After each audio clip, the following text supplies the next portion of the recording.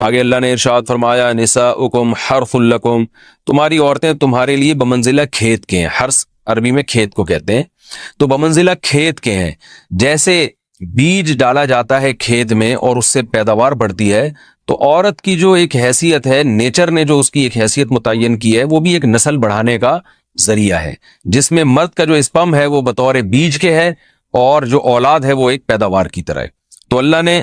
یہ یاد رکھیں، اس آیت کو نا بہت سارے غیر مسلموں نے عورت کے خلاف بہت نیگیٹیوٹی پھیلائی ہے کہ دیکھو اسلام عورت کی توہین کرتا ہے، اس کو کھیتی سے تعبیر کرتا ہے۔ تو کچھ لفظ کسی اور زبان میں جب وہ جاتے ہیں نا تو وہ توہین کا معنی دیتے ہیں۔ عربی میں جو حرث کا معنی ہے یہ تعظیم کے لیے ہے، توہین کے لیے نہیں ہے۔ اردو میں جو کھیتی کا معنی ہے وہ توہین کے لیے استعمال ہوتا ہے۔ کھیتی یعنی جو پاؤں میں روندی ڈالنے والی، اور زمین جو ہے نا پاؤں میں گویا روندی، اس کو روندا جا رہا ہے، تو اس لیے اس کا اردو میں بالکل اسی طرح جو لوگ ترجمہ کر دیتے ہیں کہ عورتیں تمہاری کھیتیاں ہیں، تو یہ ترجمہ میرا خیال ہے اس لیے درست نہیں ہے کہ اردو میں اس کا مفہوم ہی چینج ہو جاتا ہے۔ یعنی گویا ایک عزت کے لیے جو لفظ اللہ نے استعمال کیا وہ ذلت کا ذریعہ بن جاتا ہے۔ تو اس لیے کسی بھی زبان میں جب ہم کسی بھی لفظ کا ترجمہ کرتے ہیں تو اس زبان کے ہمیں محاوروں کو دیکھنا چاہیے کہ اس زبان میں یہ لفظ کس معنی میں استعمال ہو رہا ہے۔ مثال کے طور پر ہو سکتا ہے کتا کا لفظ کسی زبان میں وفاداری کے لیے استعمال ہوتا ہو، کسی کو لوگ ڈاگ کہتے ہوں تو اس کا مقصد ہوتا ہے وفادار انسان ہے، لیکن ہمارے ہاں اردو میں گالی ہے وہ، اور آپ بولیں کہ بھئی وہ فلاں قوم ڈاگ کہتی ہے تو ہم کتا کہیں گے، تو آپ جب اس کا ترجمہ اردو میں کریں گے تو کتے سے نہیں کر سکتے۔ تو اسی طرح یہ عربی کا جو لفظ ہے اس میں بھی یہ چیز غور یعنی ملحوظ رہنی چاہیے۔ تو اس لیے اس کا ترجمہ کیا جائے گا تمہاری عورتیں تمہارے لیے پیداوار بڑھانے کا ذریعہ ہیں، نسل بڑھانے کا ذریعہ ہیں۔ فاتو حرثکم، تم اپنے اس نسل بڑھانے کے ذریعے کے پاس آؤ، انا شئتم، جیسے چاہو، وقدموا لانفسکم، اور اپنے نفسوں کے لیے آگے بھیجو، یعنی اولاد کی نیت سے آیا کرو زوجہ کے پاس، اور آخرت کے لیے انتظام کرو، یعنی اولاد پیدا کر کے جو تاکہ دنیا اور آخرت میں تمہارے لیے، فیوچر میں تمہارے لیے کام آئے، میں دنیا بھی داخل ہے آخرت بھی داخل ہے۔ تو یہ آیت کا بھی ایک شان نزول ہے کہ صحابہ کرام تو چونکہ جو خواتین تھیں مکہ میں صدیوں سے وہ لوگ آباد تھے، ان کے سفر خاص طور پہ عورتوں کے سفر بہت ہی کم ہوا کرتے تھے۔ تو جب ہجرت ہوئی ہے اور جو ہے نا ہجرت کر کے بہت ساری صحابیات مدینہ آئی ہیں، تو مدینہ میں ان کے نکاح دوسری قوموں میں ہوئے، پھر انصار صحابہ سے بھی ہوئے۔ تو چونکہ تقویٰ تھا ان خواتین میں، للہیت تھی، تو بعض جگہ ایسے واقعات ہوئے کہ میاں بیوی کے جو آپس کا ریلیشن ہوتا ہے، ظاہر ہے وہ ہر قوم میں اور ہر جو ہے نا شخص کا مزاج دوسرے سے مختلف ہوتا ہے، تو بعض مردوں نے اس طرح سے اپنی زوجات کے ساتھ ہم بستری کی کہ ان خواتین کو پھر اشکال ہوا کہ پتہ نہیں اس طرح سے ہم بستری کرنا جائز بھی ہے یا نہیں ہے۔ تو انہوں نے نبی صلی اللہ علیہ وسلم سے یہ مسئلہ پوچھا کہ یا رسول اللہ، ہمارے شوہر ہمارے پاس اس طرح سے آتے ہیں تو کیا یہ جائز ہے یا نہیں؟ تو ان کے سوال کو بھی مبہم رکھا گیا، اور قرآن نے اس کے جواب کو بھی کنایتاً بیان کیا، کیونکہ مسئلہ بظاہر حیا کے خلاف ہے، تو قرآن جب بھی کوئی ایسی بات ہوتی ہے تو اشارتاً کنایتاً اس کا تذکرہ کر دیتا ہے تاکہ مسئلہ بھی واضح ہو جائے، کیونکہ ظاہر ہے اس کی ضرورت تو قیامت تک آنے والے انسانوں کو پڑ سکتی ہے نا۔ یہ تو ہر میاں بیوی کا اپنا ایک ذاتی مسئلہ ہوتا ہے کہ ہمیں کس طرح سے پرمیشن ہے، کس طرح سے پرمیشن نہیں ہے۔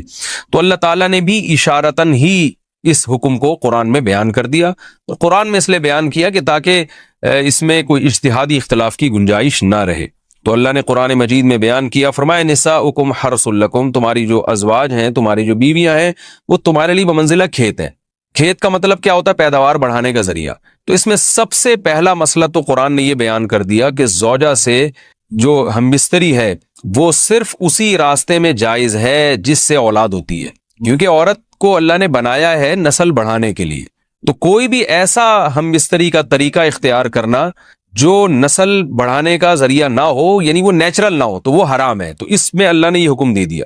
تو اس سے صاف یعنی حدیث سے بھی پتہ چلتا ہے، اور تمام فقہاء کا اجماع بھی ہے اس آیت کی روشنی میں کہ مسئلہ تھوڑا حیا کے خلاف ہے، لیکن میرا خیال ہے بتانا ضروری ہے کہ پچھلے راستے سے عورت سے ہم بستری کرنا بالکل حرام ہے، ناجائز۔ اور نبی صلی اللہ علیہ وسلم کی اس پہ بہت شدید لعنت ہے، بہت شدید وعید ہے۔ تو یہ بالکل اللیگل ہے اسلام میں کہ عورت کے پچھلے راستے سے اس سے ہم بستری کی جائے۔ جو لوگ لڑکوں سے بدفعلی کے عادی ہوتے ہیں ان کو یہ ایک چسکا لگ جاتا ہے، تو یہ حرام ہے، ناجائز ہے، کیونکہ اللہ نے بتا دیا کہ یہ تمہارے لیے بمنزلہ کھیت کے ہیں۔ تو اس میں قرآن نے وہ جو سوال تھا نا اس کی طرف اشارتاً جواب دے دیا، اور آگے فرمایا فاتو حرثکم، تم اپنے کھیت کے پاس آؤ، یعنی پیداوار بڑھانے کا جو ذریعہ ہے اس جگہ کی طرف آؤ، انا شئتم، جیسے چاہو، یعنی باقی جس طرح سے تم چاہو زوجہ سے ہم بستری کر سکتے ہو، اس میں کوئی خاص طریقہ متعین نہیں ہے۔ میاں بیوی کا ایک دوسرے سے کوئی پردہ نہیں ہے، ہن لباس لکم وانتم لباس لہن، یہ دونوں ایک دوسرے کے لیے لباس ہیں، تو اس میں طریقہ کار کوئی بھی ہو سکتا ہے، کسی بھی طرح سے کرنا چاہو ایک دوسرے سے لطف اندوز ہو سکتے ہو، لیکن فاتو حرثکم، آنا موضع حرث میں ہے۔ حرث کا مطلب وہ اس جگہ کی طرف آنا ہے جہاں سے نسل بڑھتی ہے، کسی اور راستے کی طرف۔ اس سے صاف طور پر جو ہے نا وہ جو فاسق فاجر لوگوں کی جو برائی ہے، جو لڑکوں سے بدفعلی کے نتیجے میں پیدا ہوتی ہے، اس کا اللہ نے قلعہ کر دیا کہ اس کی اسلام میں بالکل اجازت نہیں ہے۔ کہ رات کا وقت ایسی چیز ہے جو اللہ نے عبادت کے لیے بنایا یا آرام کرنے کے لیے، سونے کے لیے بنایا۔ رات میں اگر آپ سیلیبریٹ کریں گے کسی بھی عمل، یعنی کوئی خوشی منائیں گے، تو اس میں انسان کی گناہوں کی طرف توجہ زیادہ جاتی ہے۔ جیسے آپ دیکھیں کرسمس میں شرابیں پی جاتی ہیں، اور جو بھی غیر مسلموں کے تہوار ہیں اس میں بھی چراغاں ہوتا ہے رات کے وقت۔ تو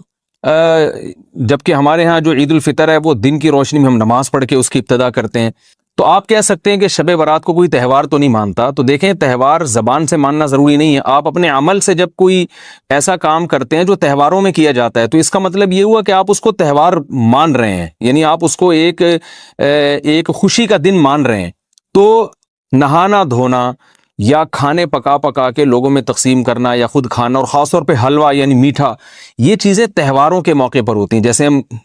عید الفطر والے دن صبح سوئیاں بناتے ہیں، میٹھا بناتے ہیں، کھاتے ہیں، لوگوں کو کھلاتے ہیں، نہاتے ہیں، اچھے کپڑے پہنتے ہیں۔ جمعے والے دن بھی، جمعے میں بھی عید کا عنصر ہے، حدیث میں اس کو بھی عید قرار دیا، اس دن بھی ہم نہا دھو کے کپڑے پہنتے ہیں۔ تو جو لوگ 15 شعبان کی رات کو نہاتے دھوتے ہیں، اسپیشلی اس رات کو کہ بھئی آج کوئی تہوار ہے یا آج کوئی خوشی کا دن ہے، اور مٹھائیاں کھاتے ہیں یا حلوے پکاتے ہیں، تو وہ زبان سے اس کو تہوار نہ بھی کہیں، اپنے عمل سے یہ بتاتے ہیں کہ یہ تہوار ہے، جبکہ یہ تہوار نہیں ہے۔ اسلام میں کوئی اس کی ایک ضعیف روایت بھی نہیں ہے کہ آپ صلی اللہ علیہ وسلم نے، میرے علم میں نہیں ہے، کم از کم ہو سکتا ہے کوئی موضوع من گھڑت روایت موجود ہو جس میں کوئی کہیں بھی نہیں ہے کہ آپ صلی اللہ علیہ وسلم نے اس رات کو ہمیں نہانے کا حکم دیا ہو، یا اچھے کپڑے پہننے کا حکم دیا ہو، یا کھانے پینے کا یا حلوے کھلانے کا، ہمیں حلوے مانڈے کا ہمیں حکم دیا ہو۔ تو اللہ کا واسطہ یہ بدعت ہے، اس کو ختم کریں اپنے معاشرے سے۔ اور اسلام میں تہوار کا ٹائم دن میں ہوتا ہے۔ عید الفطر، عید الاضحیٰ ہے جس میں ہم دن میں قربانی کرتے ہیں اور کھاتے ہیں، پیتے ہیں، نہاتے ہیں، دھوتے ہیں۔ راتوں کے یہ کام نہیں ہے، رات کو آپ سوئیں یا عبادت کریں۔ تو ایک چیز تو یہ تھی جو میں بتانا چاہ رہا تھا۔ دوسری چیز، اس رات کو قبرستان جانا۔ دیکھیے اس بارے میں حدیث پیش کی جاتی ہے، مشہور حدیث ہے، لوگ سنتے رہتے ہیں کہ نبی صلی اللہ علیہ وسلم رات کو اٹھے، اور امی عائشہ رضی اللہ تعالیٰ عنہ بھی آپ کے پیچھے چلی گئیں، اور آپ صلی اللہ علیہ وسلم جنت البقیع میں مغفرت کی دعا مانگ کے تشریف لے آئے واپس۔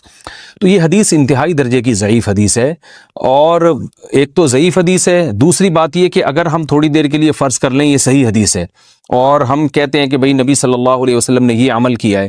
تو صحابہ میں سے کسی سے ضعیف حدیث سے بھی ثابت نہیں ہے کہ کوئی اس رات قبرستان گئے ہوں۔ حضرت ابو بکر کے بارے میں کوئی روایت نہیں ملتی کہ اس رات قبرستان گئے ہوں، حضرت عمر کے بارے میں کوئی روایت نہیں ملتی، یہ کسی ایک صحابی کے بارے میں نہیں۔ تو آپ مجھے بتائیں کہ یہ کیسی سنت ہے کہ جو صحابہ کی سمجھ میں نہیں آئی اور ہماری سمجھ میں آ گئی ہے؟ تو مشرکین مکہ یہ کہا کرتے تھے لو کان خیرا ما سبقونا الیہ، قرآن مجید کی آیت ہے کہ اگر یہ اسلام میں کوئی خیر ہوتی تو یہ صحابہ ہم سے پہل نہ کرتے، یہ صحابہ نے ہم سے پہل کیا ہے، اس کا مطلب ہے یہ اسلام خیر کا کام نہیں ہے۔ تو مشرکین کو صحابہ سے چونکہ نفرت تھی، اس لیے کہتے تھے